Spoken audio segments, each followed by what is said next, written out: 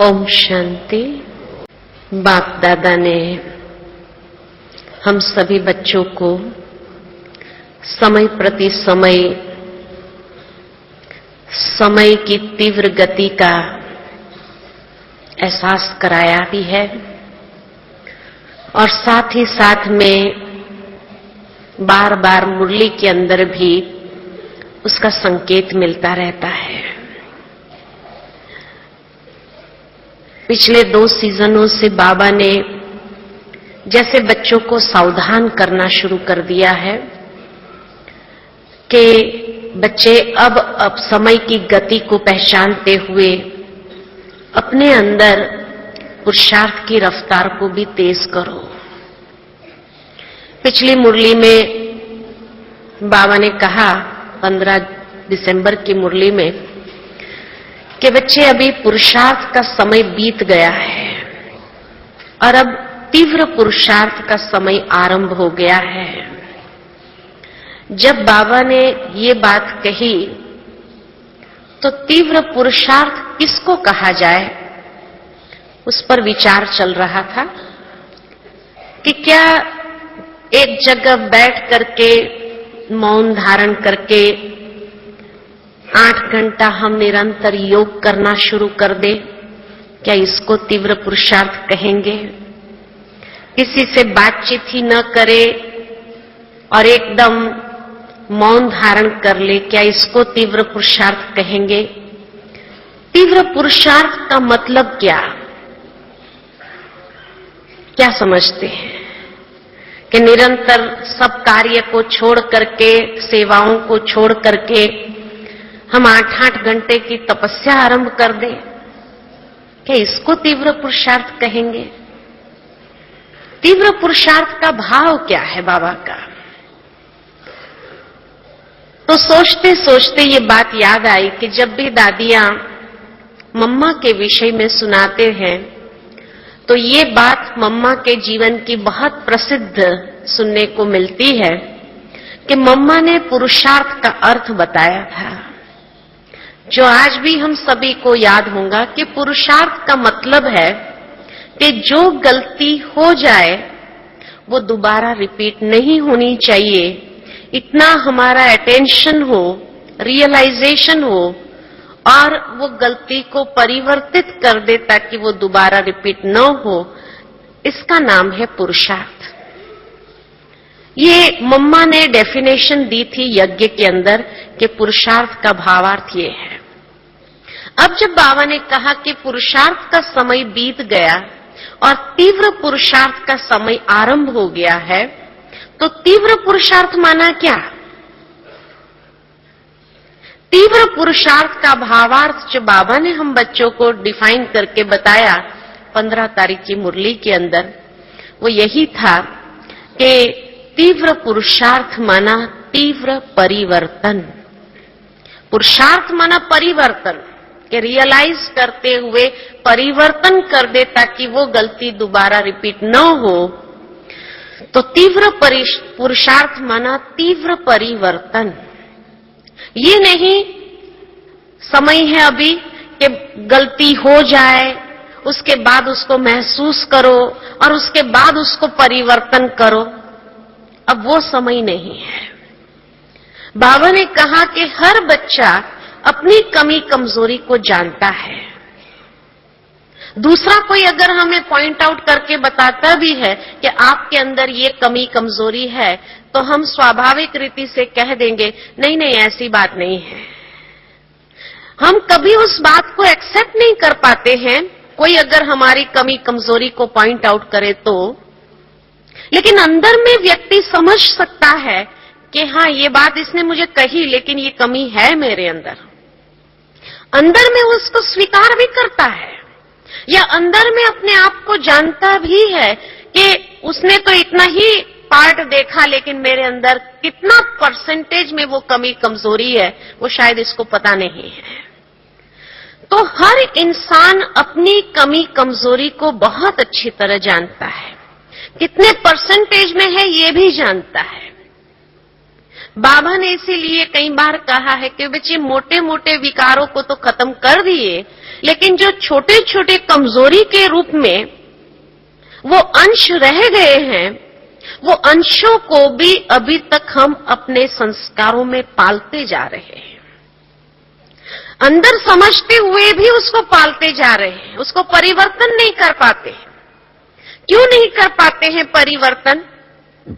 जब 18 जनवरी के दिन बाबा के घर आते हैं, बाबा के कमरे में जाते हैं, तो दृढ़ संकल्प भी कर लेते हैं कि आज के बाद अभी मैं ये कमी कमजोरी को अपनी छोड़ के जा रहा हूं। ये दृढ़ संकल्प भी कर लेंगे, लेकिन यहां से जाने के बाद क्या होता है? थोड़े ही समय में वो कमी कमजोरी वापस हमारे संस्कारों में दिखाई देने लगती है। उसका कारण क्या है? तो उसका सबसे पहला कारण यही है कि जब हम अपने कार्य स्थान पर जाते हैं और वही कमी कमजोरी दूसरों में देखना शुरू करते हैं, क्योंकि जो चीज अपने अंदर है, जो चश्मा हमने पहना है, वो दिखाई तो देगा। तो जब वो कमी कमजोरी दूसरे के अंदर दिखाई देने लगती है, तो फिर सोचने लगते हैं कि अरे ये मेरे से पुराना, इसने अभी तक ये पड़ी है, इसने अपने आप को परिवर्तन नहीं किया, तो मेरे में तो बहुत कम है। अब ये सोच करके हमने वो दनलब के तकिए लगा दिए, और जब ये दनलब के तकिए लग जाते हैं तो वो दृढ़ संकल्प जो बाबा के कमरे में किया हुआ था वो ढीला होने लगता है। और जैसे ही वो संकल्प हमारा ढीला हो जाता है तो पुरुषार्थ की रफ्तार भी हमारी कम होने लगती है। कि जो तीव्र पुरुषार्थ का संकल्प हमने लिया कि अब से लेकर के हमें तीव्र पुरुषार्थ करना, यानी तीव्र परिवर्तन करना है, ये कमी कमजोरी दोबारा मेरे जीवन में आनी नहीं चाहिए, ये जो हमने दृढ़ संकल्प किया है वो कमी कमजोरी वापस अपना स्थान ले लेती है। तो परिवर्तन की शक्ति हमारी कम हो जाती है। इसीलिए बाबा ने शायद 31 दिसंबर में बार बार हम बच्चों को ये पक्का कराया कि ये साल जो आने वाला है उसमें लक्ष्य क्या है। लक्ष्य की ओर हमारा बार बार ध्यान खींचा कि हर एक का लक्ष्य ही है बाप समान बनने का। तो जब बाप समान बनने का लक्ष्य है तो उसके लिए बाबा एक विशेष शक्ति की गिफ्ट देता है, और वो शक्ति की गिफ्ट बाबा ने जो हम बच्चों को दी वो थी परिवर्तन शक्ति। तो बार बार भिन्न भिन्न रूप से बाबा हम बच्चों को कोई न कोई विधि से ये जैसे अंडरलाइन कराना चाहते हैं कि बाबा ने जब ये गिफ्ट दिया ये सीजन के लिए, यानी ये साल के लिए, तो जो सीजन को वरदान मिलता है, जो समय को वरदान मिलता है, ये साल को जो बाबा का वरदान है कि बाबा ने हर बच्चे को परिवर्तन की शक्ति की गिफ्ट दी है, और विधि भी बताई इसके प्रयोग करने की कि जब भी अगर आप देखो कि वो कमी कमजोरी आपके जीवन में आ रही है तो दिल से अधिकार से मेरा बाबा कहो, तो देखो बाबा हाजिर हो जाता है, सर्व शक्तियों के साथ हाजिर हो जाता है। और सर्व शक्तियों के साथ जब हाजिर हो जाता है तो वो बदलने में आसान हो जाएगा, वो परिवर्तन की शक्ति का प्रयोग करने के लिए आसान हो जाएगा। ये वरदान भी बाबा ने दे दिया कि तीव्र पुरुषार्थ करने के लिए जो तीव्र परिवर्तन करना चाहते हैं उसके लिए बाबा ये साल को ये वरदान दे रहे हैं, गिफ्ट के रूप में दे रहे हैं। यानी हमारे तीव्र पुरुषार्थ को सहज करने की विधि बाबा ने एक हमको एक यंत्र दे दिया एक प्रकार से कि अब इस यंत्र का प्रयोग करते हुए आप तीव्र पुरुषार्थ करो। लेकिन अगर ये यंत्र का प्रयोग नहीं करेंगे तो क्या होगा?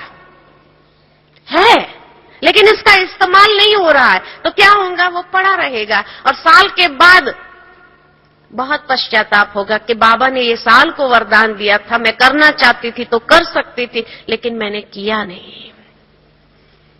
इसीलिए बाबा ने 15 तारीख की मुरली में जब ये कहा कि अपनी जो कमी कमजोरी है उसको वेरीफाई करो, और वेरीफाई करते हुए उसको चेक करते चलो, रियलाइज करो और चेंज करो। इतना तीव्र होना चाहिए, चेक किया और चेंज किया। ये कमजोरी मेरे अंदर है, चेक किया और चेंज किया। इसको कहते हैं तीव्र पुरुषार्थ। और उसके लिए जैसे बाबा ने कहा, मनसा वाचा कर्मणा संबंध संपर्क, हर बात में चेक करो कमी कमजोरी कहां आ रही है और उसको तुरंत चेंज कर दो।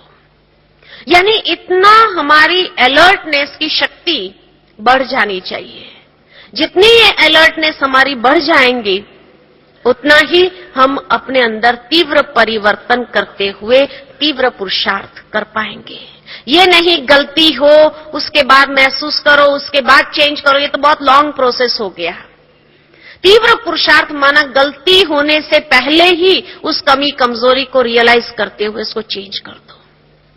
ये बाबा का भाव है तीव्र पुरुषार्थ का। मुझे एक बहुत सुंदर कहानी याद आती है कि एक बार एक गुरु था और एक शिष्य था उसका। तो गुरु और शिष्य एक आश्रम में रहते थे, छोटा सा आश्रम था उनका। तो एक बार गुरु जी के मन में विचार आया कि मुझे और तपस्या करनी है और उसके लिए मैं हिमालय पर थोड़ा दिन जाकर के तपस्या करके आऊं। तो उसने अपने शिष्य को बुला करके कहा कि देखो, मैं गहन तपस्या करना चाहता हूं और इसीलिए मैं हिमालय पर जाना चाहता हूं, लेकिन ये आश्रम को मेरे पीछे से तुम देखना। शिष्य ने कहा ठीक है, बोला था बहुत शिष्य, उसने कहा ठीक है। और जैसे ये बात उसने कही, फिर कहा मैं परसों सुबह सुबह निकल जाऊंगा, कल का दिन फिर भी मेरे पास है, अगर तुम्हें कोई बात पूछनी हो तो पूछ सकते हैं, लेकिन याद रहे कि कल का दिन मेरा मौन का दिन है। फिर भी अगर तुम पूछना चाहो तो लिख करके मुझे पूछना, मैं लिख करके उसका जवाब दे दूंगा। तो वो शिष्य ने कहा ठीक है। रात हो गई, सो गए। दूसरे दिन जब सुबह हुई, गुरुजी का तो मौन था। तो शिष्य सोच में पड़ गया कि गुरुजी तो कल सुबह सुबह चले जाएंगे और आश्रम मुझे संभालना है, लेकिन कम से कम मुझे कुछ टिप्स देके तो जाए कि उनके पीछे मुझे किस बात के ऊपर ध्यान रखना चाहिए या कौन सा कर्म करना चाहिए ताकि मैं आश्रम को अच्छी तरह संभाल सकूं, क्या करना चाहिए मुझे। तो जब ये सोच रहा था तो उसने सोचा चलो गुरुजी ने कहा है पूछ सकता हूं, मैं पूछ लेता हूं। गुरुजी के पास गया कि गुरुजी आप मुझे कम से कम ये बताओ कि आपके एब्सेंस में मुझे क्या करना चाहिए। 2 मिनट ट्रैफिक कंट्रोल चल रहा है, साइलेंस में बैठते हैं।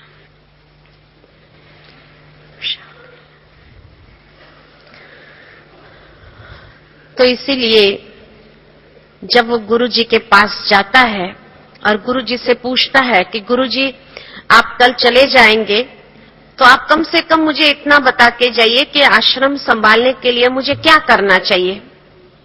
तो गुरुजी ने एक कागज और एक कलम ली और एक कागज के ऊपर उन्होंने एक शब्द लिखा और वो शब्द था जागृति। जागृति ये शब्द लिख करके उसको दे दिया। वो शिष्य ने पढ़ा जागृति, बस इतनी सी बात, ये तो मैं कर सकता हूं। वो निकला वहां से, बाहर गया वो कुटिया से बाहर जाने के बाद बार बार वो कागज को देखता रहा। जागृति, बस इतनी सी बात है, उससे आश्रम अच्छी तरह संभाल सकते हैं। और उसी के ऊपर सोचता रहा। फिर उसने सोचा लेकिन कुछ और भी उसके आगे पीछे लिखते थे ना, कुछ आगे लिखे कुछ पीछे लिखे, कम से कम इस वाक्य को और इलेबोरेट करे। तो वो फिर गया गुरुजी के पास कि गुरुजी आपने ये शब्द जो लिख करके दिया जागृति, लेकिन इसको कुछ इलेबोरेट करो ना, कुछ आगे कुछ पीछे दोनों तरफ और कुछ लिख करके दो। तो वो गुरुजी ने फिर वो कागज लिया, कलम उठाई और एक शब्द आगे जोड़ा, एक शब्द पीछे जोड़ा। और ये 2 शब्द जो थे, आगे जो जोड़ा वो भी था जागृति, पीछे जो जोड़ा वो भी था जागृति। जागृति जागृति जागृति।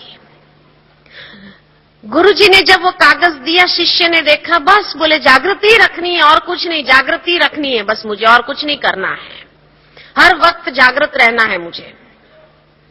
उसका मेंटल लेवल उस अनुसार विकसित नहीं था जो उस शब्द की गहराई को वो समझ सके। फिर बाहर जाकर के बार बार उस कागज के टुकड़े को देखता रहा और सोचता रहा। फिर उसने सोचा लेकिन जागृति जागृति जागृति का अर्थ क्या है, ये तो कुछ डिफाइन करे, कुछ एक्सप्लेन करे गुरुजी। तो फिर वो अंदर गया कुटिया में, फिर गुरुजी के पास जाकर पूछता है, लेकिन आप गुरुजी ये स्पष्ट करिए कि जागृति जागृति जागृति मतलब क्या? तो गुरुजी ने फिर वो कागज लिया, कलम उठाई और एक शब्द और जोड़ दिया, जागृति। जागृति जागृति जागृति इज इक्वल टू जागृति। बाबा भी हमें अब तीव्र पुरुषार्थ के लिए यही बात कह रहे हैं बार बार, जागृति। यानी हर क्षण जागृति, विचारों में जागृति ले आओ कि मेरे विचारों की क्वालिटी क्या है, क्या पॉजिटिव है, नेगेटिव है, व्यर्थ है, विचारों की क्वालिटी के प्रति जागृति ले आओ। मेरे वचन कैसे हैं, मेरे बोल कैसे हैं, बोल के विषय में जागृति ले आओ। क्या मैं कोई व्यर्थ बोल रहा हूं? क्या मैं किसी के प्रति गुस्सा कर रहा हूं? बाबा ने पिछली मुरली में कहा कि कई बार कई लोग कहते हैं बाबा बहुत ऑपोजिशन होता है तो हमको गुस्सा आ जाता है। गुस्सा नहीं आता है लेकिन चिड़चिड़ापन तो आता है। तो बाबा ने कहा कि कोई भी चीज को ठीक करना, क्या आप समझते हैं कि गुस्से से, क्रोध से वो कार्य ठीक हो सकता है? जहां प्रोसेस ही गलत है तो उसका रिजल्ट सही कैसे निकलेगा? जो कार्य को ठीक करने की विधि मैंने अपनाई, अगर वो क्रोध है तो क्रोध से उसका रिजल्ट अच्छा होगा या बुरा होगा? अगर बाहर से वो व्यक्ति आपको कुछ भी न कहे, आपकी बात को संभाले, बाबा ने कहा कि बड़ा होगा तो रिटर्न में जवाब दे देगा, छोटा होगा आपको जवाब नहीं दे सकता, वो रोना शुरू कर देगा। कहा न पिछली मुरली के अंदर, हमें बहुत याद, स्पष्ट रीति से याद आता है कि बाबा ने क्या कहा, यानी मेरे बोल के प्रति मेरी जागृति है कि मेरे बोल किस प्रकार निकल रहे हैं। क्या मेरे वचन द्वारा दूसरे को सुख मिल रहा है? क्या मेरे वचन द्वारा किसी की मानसिक स्थिति डिस्टर्ब हो रही है?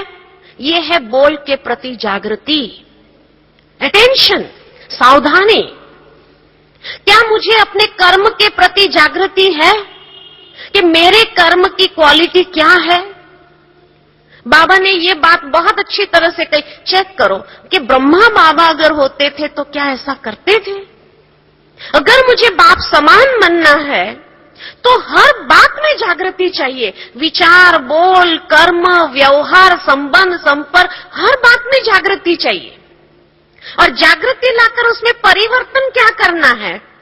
तो कहा मनसा द्वारा शक्तियों का दान दो, वाचा द्वारा हमेशा ज्ञान का दान दो और कर्म द्वारा हमेशा गुण दान। ये जागृति रहनी चाहिए कि मनसा वाचा कर्मणा मैं क्या कर रही हूं।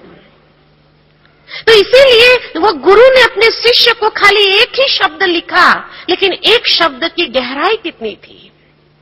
और यही चीज बाबा भी हम बच्चों को बताना चाहते हैं कि बच्चे, आपके जीवन के अंदर तीव्र पुरुषार्थ करने के लिए हर बात में चेक करो कि ये बोल मेरे बाप समान है। ब्रह्मा बाबा अगर होते थे तो क्या ऐसे वचन मुख से निकालते थे? अगर मुझे बाप समान बनना है तो ये है जागृति। इसको कहते हैं जागृति। अगर ये जागृति जीवन के अंदर आ जाए तो संपूर्ण बनना कौन सी बड़ी बात है। ब्रह्मा बाबा ने भी निरंतर अपने हर जीवन के एक एक कर्म के ऊपर कितनी जागृति रखी होगी। मम्मा के जीवन की कहानी जब बताते हैं दादियां तो यही बताते हैं कि मम्मा हर बात में इतनी गंभीरता से वो बात लेकर के कभी कोई बात को हंसी में नहीं निकाल देती थी। बाबा ने कहा माना उसके ऊपर इतना गहराई से चिंतन करके ये गंभीरता का जो गुण था वो मम्मा अपने आप में चेकिंग करने के लिए या यही तो जागृति अपने अंदर रखती थी कि मेरा कोई भी मन, वचन, कर्म किसी को दुख देने वाला नहीं होना चाहिए। आज हमारी दादियों के जीवन में हम देखते हैं तो क्या दिखाई देता है कि हर वक्त उनके अंदर कितनी जागृति है। जागृति है तब तो उनको सारे यज्ञ की एक प्रकार की फिक्र है कि यज्ञ का हर एक आत्मा, बाबा का हर एक बच्चा संपूर्ण होना चाहिए। हर एक बच्चे के प्रति उनका कंसर्न है एक प्रकार से। ये जागृति किसी गुरुओं में नहीं देखने को मिलती है, किसी के अंदर नहीं देखने को मिलती है। वो अपने आप को संपन्न बनाएगा, ज्ञान दे सकते हैं दूसरे को, लेकिन वो प्रैक्टिकल में किसी का जीवन बना दे। जैसे आज सुबह में दादी ने क्लास कराया, उन्नति का ख्याल करे, हर आत्मा की उन्नति का ख्याल करे, ये उनके अंदर नहीं होता है, ये भावना ही नहीं होती है। और बाबा का सारा ज्ञान ही है कि ये बच्चे की उन्नति कैसे होनी चाहिए। तो बाबा कितनी जागृति रखता था, खुद की उन्नति के साथ साथ बच्चों की उन्नति का पहला ख्याल रखते थे। यह है तीव्र पुरुषार्थ की विधि कि अगर मुझे तीव्र पुरुषार्थ करना है तो जितनी हमारे जीवन के अंदर जागृति होगी उतना तीव्र परिवर्तन करने की विधि को हम प्रैक्टिकल यूज कर सकेंगे। जिसके लिए बाबा ने कहा नेगेटिव से पॉजिटिव में उसको परिवर्तन कर देना।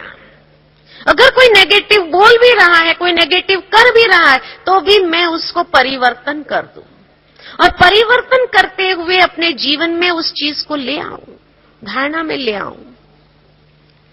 जिसके लिए बाबा ने हर बार हम बच्चों को ये सावधानी दी कि बच्चे आप कितना भी अपोजिशन क्यों न आ जाए, लेकिन स्वमान की सीट पर दृढ़ होकर के जब बैठते हैं तो उस अपोजिशन को भी अपनी पोजीशन की शक्ति द्वारा उसको चेंज कर देंगे, परिवर्तन कर देंगे। तो स्वमान की सीट पर दृढ़ रहना माना क्या? ये थोड़ी कि सारा दिन मैं रिपीट करती रहूं कि मैं मास्टर सर्वशक्तिमान आत्मा हूं, मैं मास्टर सर्वशक्तिमान आत्मा हूं, और परिस्थिति आए तो एक भी शक्ति कार्य में नहीं आए और मैं फेल हो जाऊं, उसको मास्टर सर्वशक्तिमान कहेंगे? तो स्वमान हम बहुत ऊंचे ऊंचे लेकर के बैठ जाते हैं, लेकिन अगर वो स्वमान को खाली रिपीट करते रहेंगे संकल्पों में तो वो जागृति क्रिएट नहीं करता है। लेकिन उस स्वमान की सीट पर दृढ़ होना माना वो स्वमान हमारा संस्कार बन जाए, ऐसी जागृति आ जाए। संस्कार कैसे बनता है? किसी के अंदर कमजोरी के संस्कार भी कैसे डेवलप होते हैं? तो कमजोरी के संस्कार डेवलप होने का आधार कि जब कोई या तो बार बार नेगेटिव सोचता है, व्यर्थ चिंतन करता है, या किसी के अवगुणों को देखा, किसी की कमजोरी को मैंने देखा और वो देखते हुए उस फीलिंग्स में चले गए, उस फीलिंग्स में जैसे गए यानी उसका स्वरूप बनते गए। फीलिंग्स में जाना यानी उसको फील करना, और वो कमजोरी को जैसे फील करते गए, उसको विजुअलाइज करते गए, तो वो संस्कार बनने लगता है। कोई बात के लिए नेगेटिव सोचा और बार बार जब नेगेटिव सोच रहे हैं, उसको फील कर रहे हैं, वो विजुअलाइज करते हैं, तो वो विजुअलाइज करते करते आपका स्वरूप वो बन जाता है। इसी तरह कमजोरी के संस्कार आए हमारे अंदर।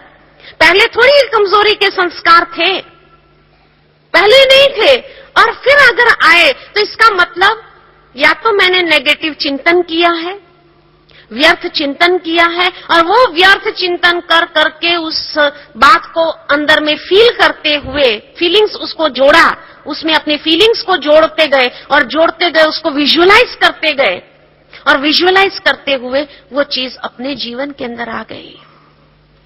ब्रह्मा बाबा ने संपूर्णता को प्राप्त किया तो बाबा ने क्या विजुअलाइज किया? दादियां बताती है कि बाबा का जो अंतिम पुरुषार्थ था वो यही रहा कि बाबा यही सोचते थे कि फरिश्ता मैं बन जाऊं, और फरिश्ता स्वरूप को बार बार सोचते हुए उसको फील करते गए, और उसको फील करते हुए फरिश्ता स्वरूप में जैसे बाबा चलता था तो भी लगता था फरिश्ता कोई चल रहा है, इतना लाइट। और वो विजुअलाइजेशन बाबा का, और वो विजुअलाइजेशन, वो फीलिंग, तो वो धीरे धीरे स्वरूप बनते गए बाबा, और फरिश्ते के संस्कार प्रत्यक्ष रूप में इमर्ज हो गए, और इस तरह से संपूर्णता को बाबा ने पाया। पहले बाबा यही सोचते थे कि मैं जाकर नारायण बनूंगा, मैं ही वो विष्णु का स्वरूप हूं, विष्णु चतुर्भुज, ये स्वमान बाबा देते थे बच्चों को। तो पहले ये पुरुषार्थ करते गए, लेकिन जैसे जैसे बाबा भी सूक्ष्म स्तर की बातों को, शिव बाबा की बातों को समझने लगे, वतन का रहस्य जब शिव बाबा ने खोला और वहां कैसे हर व्यक्ति का एक संपूर्ण स्वरूप है और वो फरिश्ता स्वरूप है, वो फरिश्ता स्वरूप के विषय में जब बताया तो बाबा ने उसी को ही विजुअलाइज करते हुए अपने स्वरूप को वैसा बना दिया, फरिश्ता बन गए। बाबा भी हम बच्चों को यही कहना चाहते हैं कि आपका अगर बाप समान बनने का लक्ष्य है इस साल के लिए, तो बार बार अपने स्वरूप को विजुअलाइज करो, ये स्वरूप को विजुअलाइज करो, क्योंकि हर एक बाबा के बच्चे का, हर एक आत्मा का संपूर्ण फरिश्ता स्वरूप ऊपर है और ये पुरुषार्थी स्वरूप और वो संपूर्ण फरिश्ता स्वरूप दोनों जाकर के एक हो जाने वाले हैं। और जब ये एक हो जाने वाले हैं तो वो स्वरूप का आवाहन करना माना उसको रियलाइज करना, उसको फील करना, उसके विषय में सोचना और उसको विजुअलाइज करते हुए स्वयं को उस स्वरूप में देखो। बाबा जो हम बच्चों को ड्रिल कराता है कि बच्चे अशरीरी बनते जाओ, अशरीरी 1 सेकंड के अंदर बन जाओ, और ये अशरीरीपन की जो ड्रिल बाबा हमें कराते हैं, तो ये ड्रिल किस चीज के लिए कराते हैं कि कोई भी परिस्थिति आए और हमारी बुद्धि उसमें जो फंस जाती है तो वो फंसे नहीं, उसके लिए ये अभ्यास जितना हमारा बहुत काल का होगा, तो ये अभ्यास होने से ही वो परिस्थिति जब प्रैक्टिकल आएगी तो आपको अशरीरी बनना सहज हो जाएगा, क्योंकि वो जागृति अंदर में इतनी बनी हुई है कि वो जागृति से वो स्वरूप तुरंत याद आ जाएगा, वो अभ्यास तुरंत याद आ जाएगा और अभ्यास याद आने से आप प्रैक्टिकली अपने आप को डिटैच कर सकेंगे। ये नहीं कि अभी तो मैं ये स्वमान अपने आप को देती रहूं कि हाँ मैं प्रकृति जीत आत्मा हूं, मैं परिस्थिति के ऊपर विजयी आत्मा हूं, ये हम अपने आप को स्वमान देवे, लेकिन जब प्रैक्टिकल परिस्थिति आए तो हम विजयी भी ना हो सके। तो स्वमान ले लिया यानी सोचते रहे, रिपीट करते रहे, लेकिन उसका स्वरूप बनना, तो स्वमान की सीट पर दृढ़ होना माना वो स्वरूप में आ जाए, वो स्वमान को इस तरह से हम विजुअलाइज करें अपने अंदर और विजुअलाइज करते हुए वो स्वरूप बन जाए। जब वो स्वरूप बन जाएंगे तो सचमुच हर परिस्थिति के ऊपर वो स्वरूप आपको विजयी बनाएगा। तो इसलिए बाबा ने बाप समान बनने की जो विधि बताई कि बच्चे जब ब्रह्मा बाबा ने उस संपूर्ण फरिश्ता स्वरूप को प्राप्त किया तो उसका आधार क्या था, और ये आधार हमें अपने जीवन में ले आना है कि हर कर्म करते हुए अपने आप से पूछो, क्या ये कर्म मेरा बाप समान है? क्या ये मेरा बोल बाप समान है? क्या ये मुझे ब्रह्मा बाप समान बनाएगा? और इस तरह की अगर जागृति आ जाए तो हमसे कभी भी कोई गलत कर्म नहीं होगा। इतना हमारा अपने हर कर्म के ऊपर अटेंशन हो जाएगा और फिर उसको चेंज करना। अगर ये बाप समान नहीं है तो चेंज कर दो उसको। बाप समान वाली कर्म कौन से है, ये मुझे करना है। बाप समान वाला बोल कौन सा है, वो मुझे करना है, तो वो चेंज हो गया।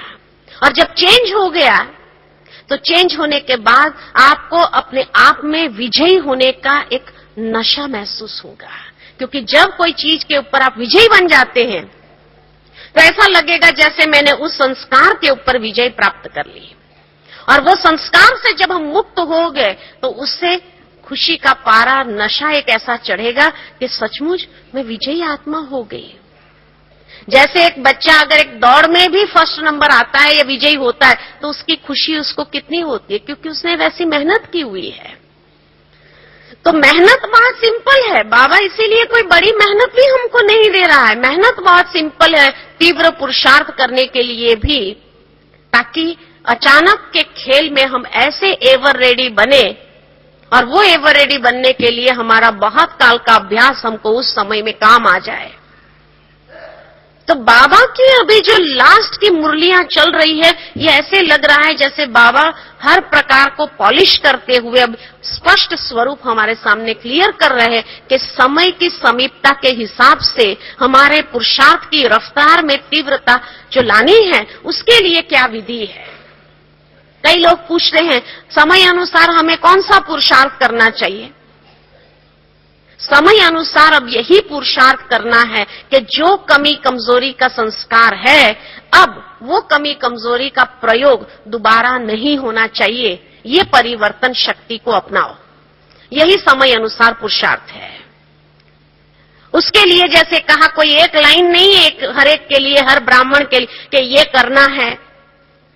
जो बेसिक बातें हैं वो तो बाबा ने हमको कई बार सावधान कर दिया कि भाई आप अपना पुरुषार्थ जो है, चाहे डेली रूटीन की जो बातें हैं, वो तो रूटीन की बातें, वो बेसिक बातें हैं कि अमृत वेले उठे कि नहीं उठे, ये बेसिक बातें हैं। अमृत वेला व्यक्ति उठा, लेकिन कौन से स्वमान की स्थिति को अपनाया। अब ये सूक्ष्म चेकिंग के तरफ आओ। अमृत वेला उठा कि नहीं उठा, क्लास में गए कि नहीं गए, लेकिन क्लास में अगर मैं बैठी तो मेरी स्थिति कौन सी थी, वो चेकिंग, वो जागृति हमें अपने अंदर ले आनी है।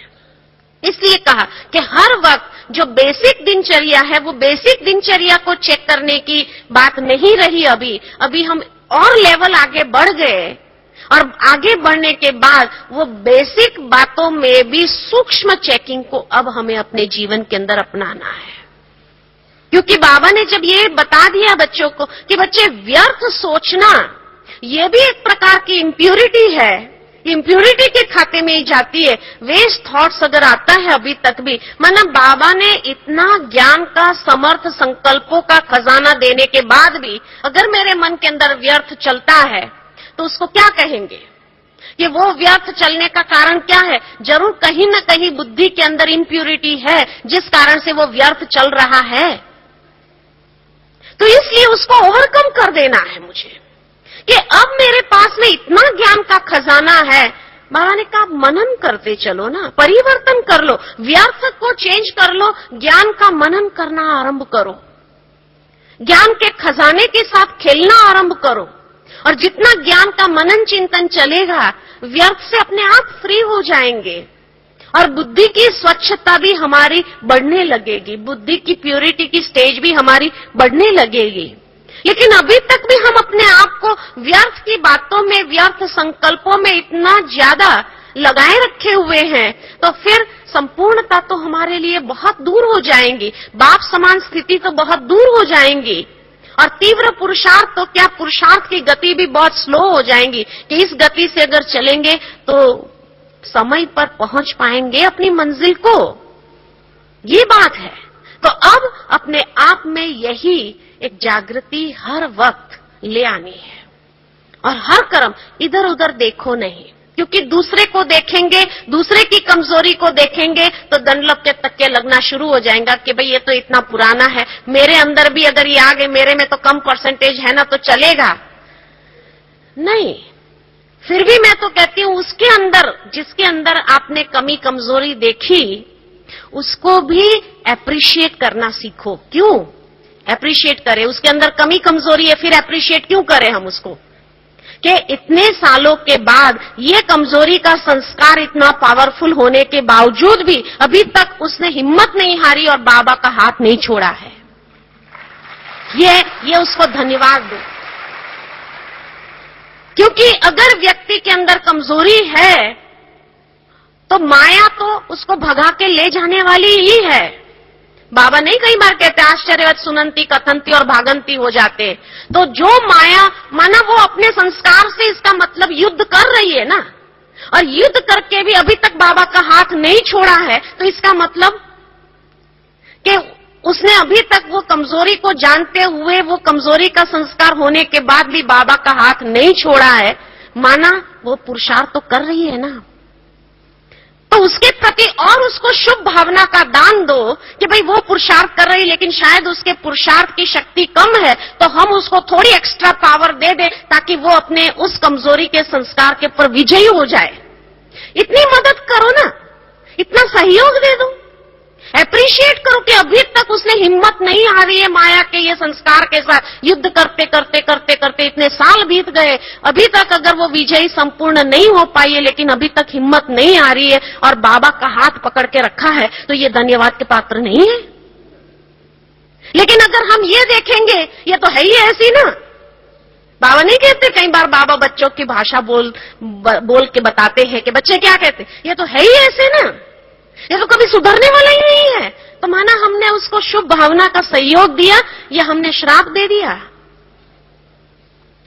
तो ब्राह्मणों का कर्तव्य श्राप देना है या उसको शुभ भावना का सहयोग देना है। हमारा भाई या बहन है और हमारा भाई या बहन है तो हमें क्या करना चाहिए, उसको सहयोग देना चाहिए, या ये वरदान मुख से निकाले, ये श्राप के बोल निकाले, ये तो है ही ऐसा, ये कभी सुधरने वाला ही नहीं है। अरे बेचारा युद्ध करते करते वो दूसरे को जब उस संस्कार से परेशान कर रहा है, तो सोचो दूसरे को परेशान करने से पहले वो खुद अपने संस्कार से कितना परेशान होगा, तभी तो वो दूसरे को भी उस संस्कार से परेशान कर रहा है। तो खुद उस भोगना को तो पहले भोग रहा है कि नहीं भोग रहा है, और खुद अगर उसको पहले भोग रहा है तो वो मानसिक रूप से कितना बेचारा थका होगा, तब जाकर के वो दूसरों को भी परेशान करता है उस कमजोरी के संस्कार से, लेकिन फिर भी हिम्मत नहीं हार रहा है और अभी तक भी युद्ध करके इतने साल निकाल दिया और चलता रहा और बाबा का हाथ नहीं छोड़ा, माया का नहीं बना अभी तक, तो धन्यवाद का पात्र नहीं है। क्या कहना चाहिए, क्या उसको यही श्राप दे दो, ये है ही ऐसा, सुधरने वाला ही नहीं, छोड़ दो उसको, छोड़ देना चाहिए उसको। हा? तो इसीलिए जब अपने परिवारपन की फीलिंग आएंगी तो हम ये समझे कि भाई उसकी मानसिक शक्ति या उसकी मनसा पावर थोड़ी कम पड़ रही है, जो अभी तक वो संस्कार के ऊपर विजयी पाना उसके लिए थोड़ा डिफिकल्ट हो रहा है, तो हम उसको वो मनसा शक्ति का दान दे, जिससे उसको एक्स्ट्रा पावर अगर लग जाए, एक बूस्टर लग जाएगा। आप अगर पावरफुल है उससे, तो आप अपना बूस्टर लगा करके उसको विजयी बनने में मदद कराओ ना। तब हम समझे कि हाँ आपकी स्थिति उससे अच्छी है। अगर आप उसकी स्थिति को देख करके आप ये हो जाते हो, हिल जाते हो और अपनी कमजोरी को भी दनलब के तक्के लगा रहे हैं, तो फिर भी वो पावरफुल है, आप कमजोर हैं, हम तो यही कहेंगे। तो इसीलिए जहां अपने परिवार की एक फीलिंग आती है और अपना ही भाई या बहन है, तो उसको हम मनसा का शुभ संकल्पों का दान दे, ताकि उसको एक्स्ट्रा एक बूस्टर लग जाए, एक्स्ट्रा शक्ति मिल जाए, जो अपने संस्कार के ऊपर विजयी बनने की ताकत उसमें आ जाए। ये हमारा कर्तव्य है कि हम खुद बाप समान नहीं बने खाली, लेकिन दूसरों को भी अपने साथ साथ बनाते चले। ब्रह्मा बाबा ने कभी अपने लिए नहीं सोचा, ब्रह्मा बाबा ने हमेशा यही सोचा कि ये बच्चे भी शिव बाबा के हैं, और इसलिए खास बाबा अमृत वेले 2:30 बजे उठ करके सकाश देते थे उन बच्चों को, कि जो बच्चे पुरुषार्थ करते हुए भी उस संस्कार पर विजय नहीं पा सकते थे, बाबा अमृत वेले उठ करके उनको सकाश देते थे। बाबा कई बार नहीं कहते, या उनके लिए ऐसा भोजन तैयार करते थे। आज जैसे दादी ने कहा कि बाबा के पास हम पूछने गए, बाबा प्रोग्राम क्या, बाबा ने कहा कि मैं भोजन बना रहा हूं बच्चों के लिए, हाँ भोजन बना रहा हूं, तैयार कर रहा हूं, तुम डिस्टर्ब करती हो।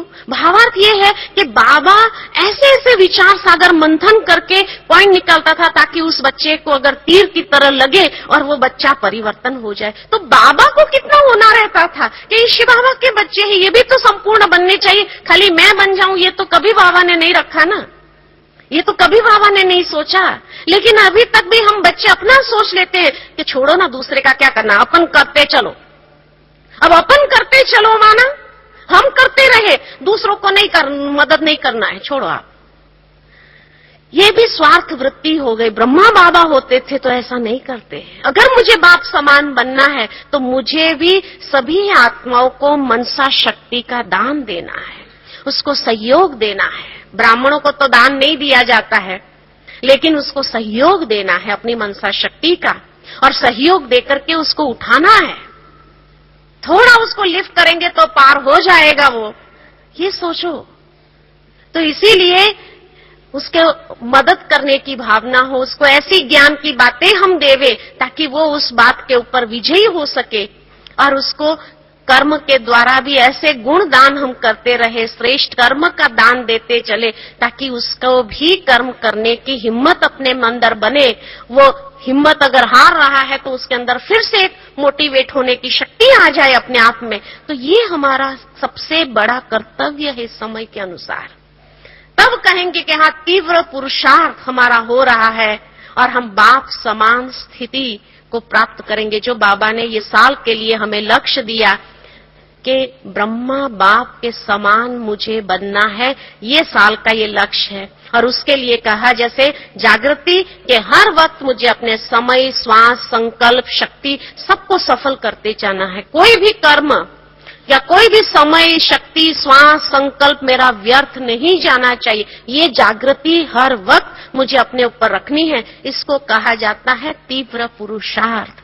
तो समय की रफ्तार अनुसार ये तीव्र पुरुषार्थ करना। ओम शांति।